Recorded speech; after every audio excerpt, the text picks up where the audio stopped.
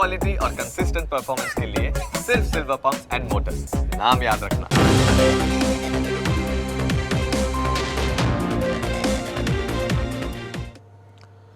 तो महत्वपूर्ण समाचारों सामे આવી રહ્યા છે। ખાલિસ્તાની આતંકીના નિશાને હવે મહાકુંભ હોય તે પ્રકારની વિગતો સામે આવી રહી છે। ગુરપતવંત સિંહ પન્નુએ એક વિડીયો જાહેર કરી અને જાહેરમાં ધમકી આપી છે। તેણે કહ્યું છે કે પીલીભીતનો બદલો મહાકુંભમાં લઈશું, આ પ્રકારનું નિવેદન પન્નુએ કર્યું છે। આ વિડીયોમાં ખાલિસ્તાની આતંકી પન્નુએ 3 તારીખોનો ઉલ્લેખ કર્યો છે, 14 થી 29 જાન્યુઆરી અને 3 ફેબ્રુઆરી। પન્નુ કહે છે કે આ 3 તારીખો યાદ રાખી લો અને આ પ્રકારની ધમકી આપવામાં આવી છે। બદલો લેવાની ભાવના સાથે વિડીયો બનાવવામાં આવ્યો છે। ખાલિસ્તાની આતંકી પન્નુએ પીએમ મોદી અને સીએમ યોગી વિરુદ્ધ અપશબ્દોનો ઉપયોગ પણ કર્યો હતો અને વિડીયો સામે આવ્યા બાદ પીલીભીત પોલીસ એક્શન મોડમાં અત્યારે આવી ચૂકી છે। પોલીસ અધિક્ષક અવિનાશ પાંડેએ સાયબર પોલીસ સ્ટેશનમાં પન્નુ વિરુદ્ધ કેસ પણ નોંધાવેલો છે। મહત્વનું છે કે 2 દિવસ અગાઉ ઉત્તર પ્રદેશના પીલીભીતમાં 3 ખાલિસ્તાની આતંકવાદીઓનું પોલીસે એન્કાઉન્ટર કર્યું હતું। પન્નુ પીલીભીતમાં માર્યા ગયેલા ખાલિસ્તાની આતંકવાદીઓને નિર્દોષ ગણાવી રહ્યો છે। સાથે જ મૃતકોના પરિવારજનોને 5-5 લાખ રૂપિયા આપવાની જાહેરાત પણ પન્નુએ કરેલી છે। હવે આ 3 ખાલિસ્તાની આતંકીઓનો બદલો તે મહાકુંભમાં લેશે તે પ્રકારે પણ તેણે આ વિડીયોમાં ધમકી આપી છે।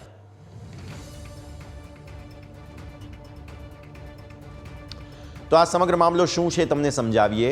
19 ડિસેમ્બરે આ જે આતંકીઓ છે તેમણે પોલીસ ચોકી પર હુમલો કર્યો હતો, ગ્રેનેડથી હુમલો કર્યો અને 23 ડિસેમ્બરે ખાલિસ્તાન જિંદાબાદ ફોર્સના આ જે 3 આતંકીઓ છે તેમનું એન્કાઉન્ટર કરવામાં આવ્યું। પોલીસ અને આતંકીઓ વચ્ચે 100થી પણ વધુ રાઉન્ડ ફાયરિંગ થયું હતું અને આ આતંકીઓ પાસેથી 2 જેટલી AK-47 રાઇફલ્સ મળી આવી છે, 2 ગ્લોક પિસ્તોલ મળી આવી છે અને મોટી માત્રામાં કારતૂસ મળી આવ્યા છે। હવે આ આતંકી ગુરવિંદરસિંહ વિરેન્દ્રસિંહ ઉર્ફે રવિ, જેમનું એન્કાઉન્ટર થયું, આતંકી જસપ્રીતસિંહ ઉર્ફે પ્રતાપસિંહનું પણ એન્કાઉન્ટર થયું। આ 3 આતંકવાદીઓ હતા। આતંકીઓ ગુરદાસપુરના રહેવાસી હોવાનો ખુલાસો થયો। 3 આતંકીઓને પન્નુ પોતાના લડાકુ ગણાવી રહ્યો છે અને એન્કાઉન્ટરનો બદલો લેવા માટે મહાકુંભમાં હુમલો કરીશું તેવી પન્નુએ ધમકી આપી છે। હવે આ ગુરપતવંત સિંહ કોણ છે તેની પણ આપને માહિતી આગળ આપીશું।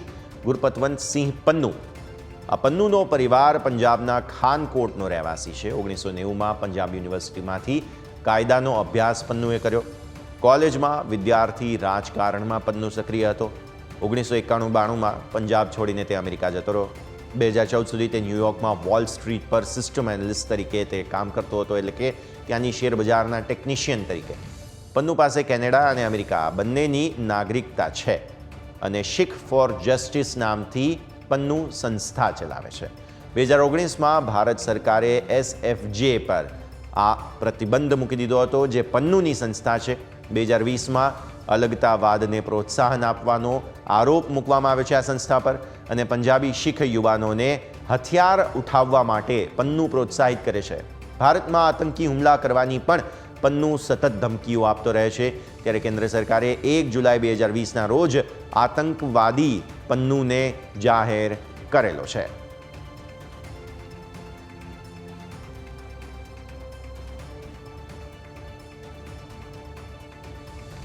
ਅੱਤਵਾਦੀਆਂ ਨੇ ਅੱਜ ਪੀਲੀਭੀਤ ਦੇ ਵਿੱਚ 3 ਸਿੱਖ ਨੌਜਵਾਨ ਝੂਠੇ ਪੁਲਿਸ ਮੁਕਾਬਲੇ ਵਿੱਚ ਮਾਰੇ ਹੈ। ਸਭ ਤੋਂ ਪਹਿਲਾਂ ਅਸੀਂ उन 3 सिख नौजवानों के परिवारों नूं जिहड़े मारे गए है 5 लाख रुपया मायक मदद का ऐलान करते हैं। यह पीलीभीत उही जगह है जिथे 1991 जुलाई दे विच 11 सिंह, जिन्हां दे विच साडा सिंह शहीद भाई बलजीत सिंह पप्पू अर्जनपुरिया, शहीद भाई हरमिंदर सिंह सतकोहा मिंटू, शहीद भाई फौजी गुरदासपुर तो ते उन्हां दे साथी सन। ਅੱਜ ਇੱਕ ਵਾਰ ਫੇਰ ਯੋਗੀ ਦੀ ਸਹਿਮਤੀ ਨਾਲ ਭਗਵੰਤ ਮਾਨ ਇਹਨਾਂ ਦੇ ਹੁਕਮਾਂ ਤੇ 3 ਸਿੱਖ ਨੌਜਵਾਨ ਜਿਹੜੇ ਹੈ ਉਹ ਝੂਠੇ ਪੁਲਿਸ ਮੁਕਾਬਲੇ ਚ ਮਾਰੇ ਹੈ। ਸਿੱਖਸ ਫਾਰ ਜਸਟਿਸ ਇਸ ਦਾ ਜਵਾਬ ਦੇਗੀ ਔਰ ਜਵਾਬ ਦੇਾਂਗੇ महाकुंभ मेला 2025 वाले दिन 3 ਤਾਰੀਖਾਂ ਯਾਦ ਕਰ ਲਓ। 14 ਜਨਵਰੀ 2025, 29 ਜਨਵਰੀ 2025 ਤੇ 3 ਫਰਵਰੀ 2025 ਪ੍ਰਯਾਗਰਾਜ ਮਹਾਕੁੰਭ ਮੇਲੇ ਪਹੁੰਚਣਗੇ।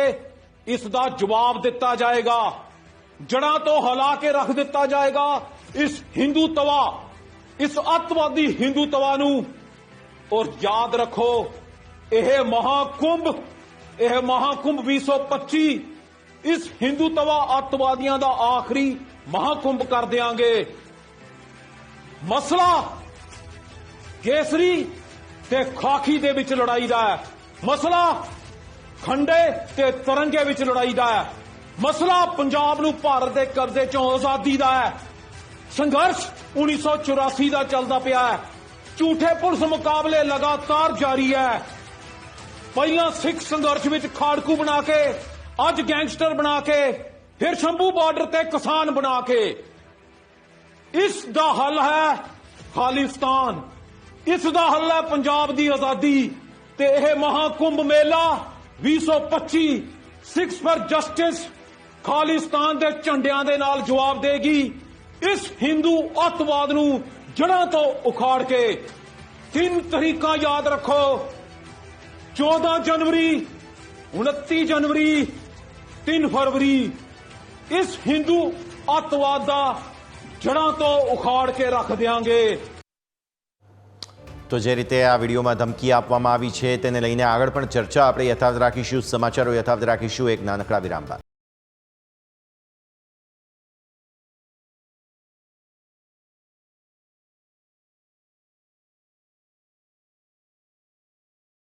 સ્વાગત છે, આગળ વધીએ અને હવે જ્યારે આ સમગ્ર ધમકી ભર્યો વિડીયો અત્યારે ફિલહાલ સામે આવ્યો છે તે મુદ્દે વધુ વાતચીત કરીશું। આપણી સાથે અખિલ ભારતીય સનાતન સંત સમિતિના અધ્યક્ષ જ્યોતિર્નાથ મહારાજ જોડાઈ રહ્યા છે।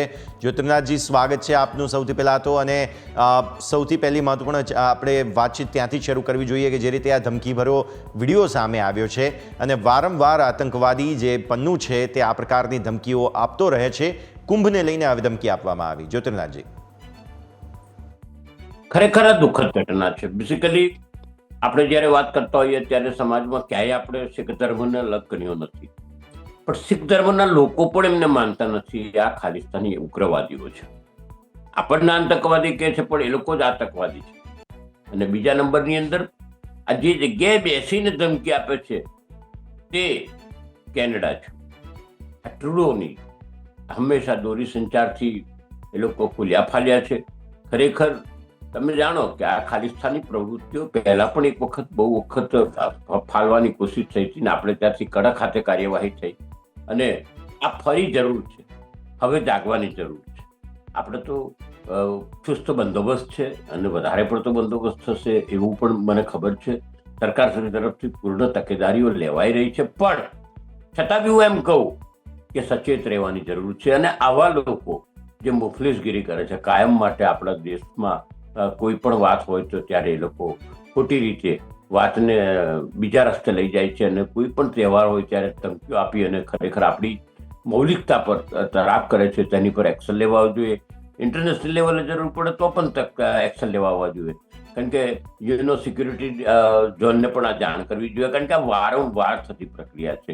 પછી આપણા ત્યાં આગળ તમે જુઓ સરેરાશ આખી સનાતન ધર્મની ઉપર ક્યાંક ને ક્યાંક બાંગ્લાદેશથી માંડીને બધે ક્યાંક ને ક્યાંક આપણા પર હુમલા થઈ રહ્યા છે। આપણે ત્યાં કેનેડાના પણ બનાવો ખબર જ છે અને ઓસ્ટ્રેલિયાના પણ આપણા વિરુદ્ધમાં થયેલા પ્રદર્શનો યાદ જ છે। તો આ બધી વસ્તુ પર રોક થાય એ ઇન્ટરનેશનલ લેવલે પણ ખાસ એ પ્રમાણે જ અહીંયાથી ખાસ આગળ આપણી ચર્ચા જે છે તે આગળ યથાવત પણ રાખીશું। પણ જ્યોતિર્નાથજી, આપ અમારી સાથે જોડાયેલા રહેજો, એક વિરામનો સમય થઈ ગયો છે। વિરામ લઈએ અને વિરામ બાદ ફરી એકવાર આપણી આ ચર્ચાને આગળ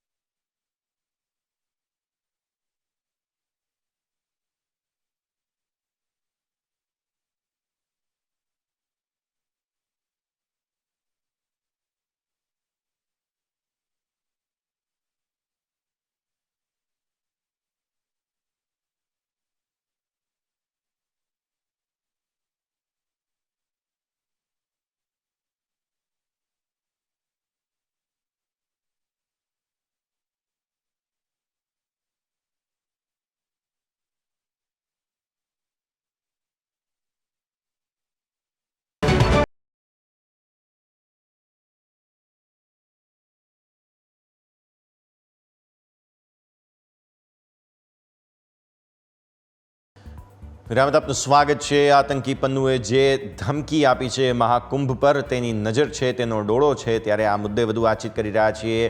આપણી સાથે હવે મહંત સુખરામદાસ બાપુ પણ જોડાઈ રહ્યા છે અને આપણી સાથે જ્યોતિર્નાથજી પણ છે. આપ બંનેનું સ્વાગત. ફરી એકવાર જ્યોતિર્નાથજી, આપનું પણ સ્વાગત. હવે સુખરામદાસજી, જે મુદ્દો અહીં ખાસ બની રહ્યો છે તે એ જ છે કે કુંભ પર વારંવાર આવા પ્રકારે કોઈને કોઈ જે છે તે આતંકી ડોળો રહેતો હોય છે. હા, આપણી સુરક્ષા જે છે તે અભેદ હોય છે અને કુંભ બરાબર શાંતિપૂર્ણ માહોલમાં પૂર્ણ પણ થઈ જાય છે. પણ આ વખતે જે આતંકવાદી પન્નુ છે તેણે આ ધમકી આપી. સુખરામદાસ બાપુ, તમે કઈ રીતે જુઓ છો આ સમગ્ર મુદ્દાને? જી, આપને ચેનલના માધ્યમથી કહેવા માંગુ છું કે જ્યારે આતંકવાદીએ પન્નુએ આવું ધમકી આપ્યું છે તો એવા તો બધા ભોગતા જ રહીએ છે.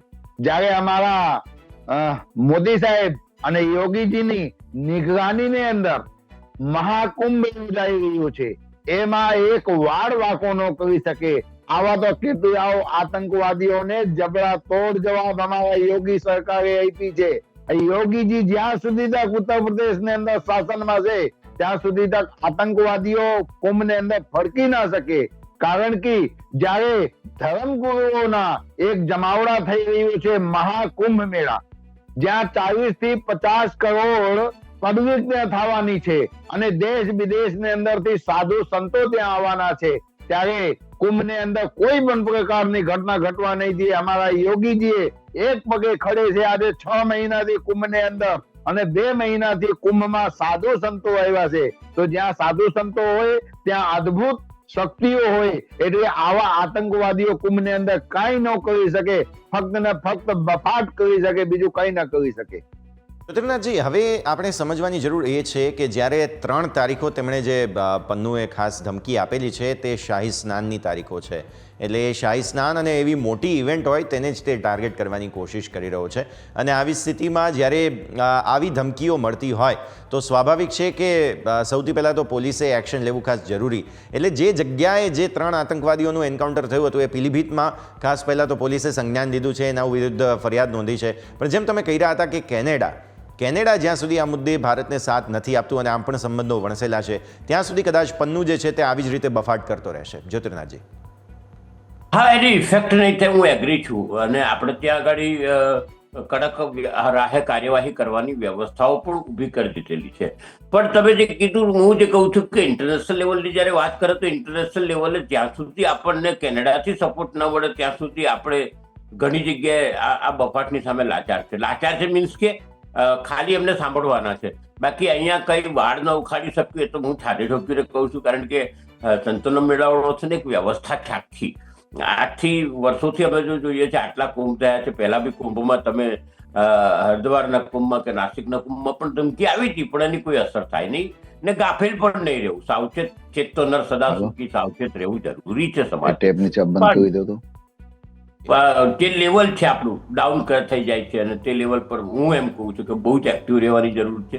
આજે ની અંદર આવા ન્યુસન્સ વેલ્યુ જે છે તેને ઇન્ટરનેશનલ લેવલે આની પર પ્રેશર ન લાવે ત્યાં સુધી તો આપણે ત્યાં હંમેશા આ બફાટ ચાલુ જ રહેશે એવું છાતી ઠોકીને કહું છું. જે રીતે તમે કહી રહ્યા હતા ખૂબ જ યોગ્ય વાત છે. સુખરામદાસ બાપુ પણ છે આપણી સાથે, તેમની સાથે પણ ચર્ચા કરીશું. પણ એક વિરામનો સમય થયો છે. વિરામ લઈને વિરામ બાદ આપણી ચર્ચાને ફરી એકવાર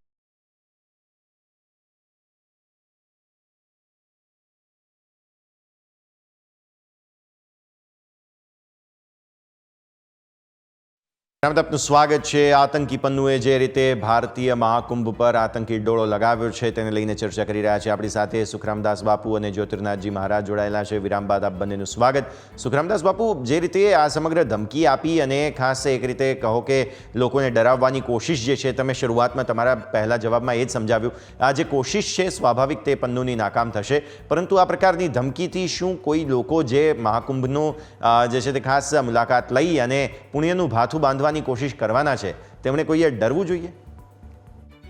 જરીએ નહીં, ડરવાની કોઈ જરૂર જ નથી. જ્યાં સુધી તક મારું અંદાજ છે કુંભ મેળાની અંદર બધા ધર્મના ભાથું બાંધવા જતા હોય તો જ્યારે પુણ્ય કરવા માટે ધર્મના ભાથું બાંધવા માટે જાય ત્યારે ક્યારે પણ કોઈને બીવું ન જોઈ. કિએ જાતું જગ મેં ભલાઈ કા કામ તેરે દુઃખ દૂર કરેંગે રામ. દરેક વ્યક્તિને પોતાના ધર્મ ને કર્મ કરતા રહેવું જોઈએ. પ્રભુ ઉપરથી જોઈએ છે અને બધાના કરશે.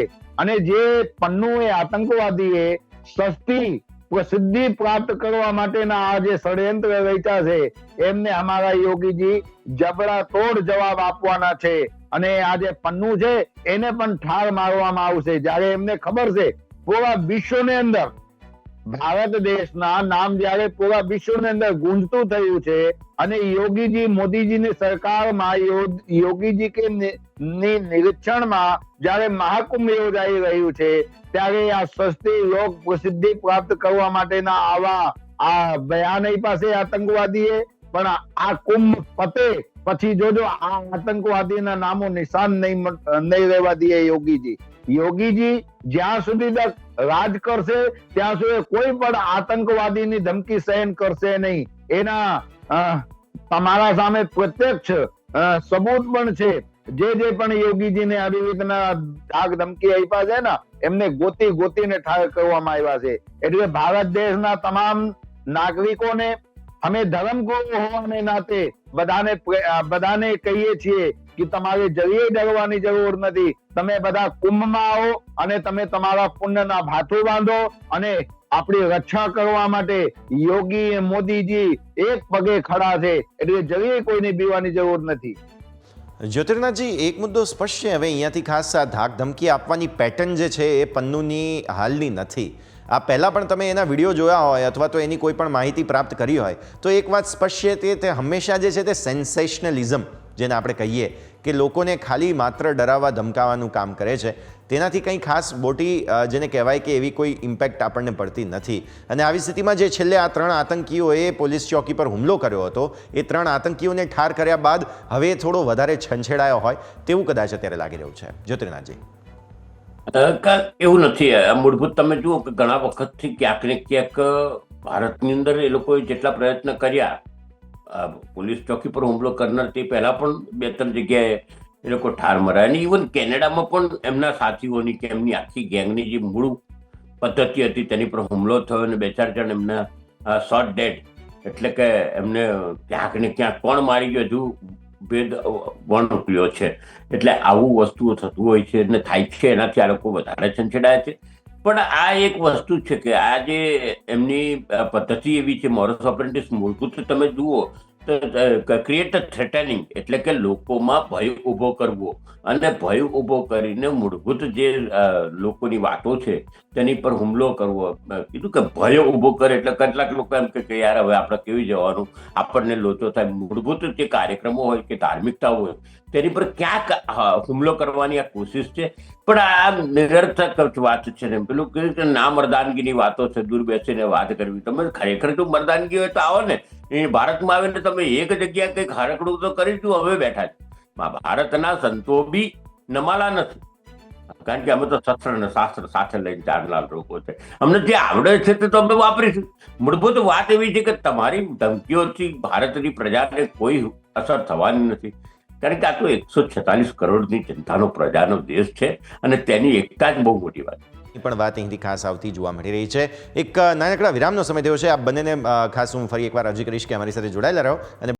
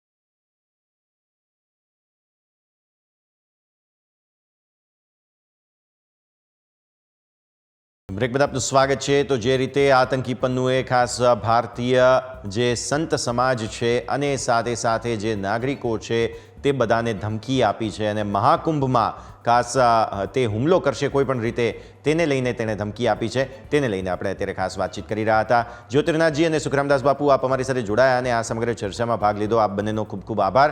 તો જે રીતે આ આતંકી પન્નુએ ફરી એકવાર ધમકી આપી છે અને ખાસ જે પ્રકારે મહાકુંભ પર તેનો આતંકી ડોળો છે તેને લઈને આ વિશેષ રજૂઆતમાં આપણે ચર્ચા કરી અને સમજ્યા કે જે પીલીભીતમાં તે ખલિસ્તાની આતંકીઓ છે કે જેને ઠાર મારવામાં આવ્યા હતા અને હવે આ ગુરપતવંત સિંહ પન્નુએ જે વિડીયો શેર કર્યો છે તેને લઈને અહીં ખાસ આ મુદ્દો સામે આવ્યો. તો આ પીલીભીતના જે આ ખલિસ્તાની આતંકીઓ હતા જેને ઠાર મારવામાં આવ્યા ત્યારબાદની આ જે ધમકી છે તેને લઈને આ વિશેષ રજૂઆતમાં હાલ બસ આટલું જ. મને યશને આપશે રજા. આગળના અપડેટ્સ માટે આપ જોતા રહો ન્યૂઝ કેપિટલ ગુજરાત.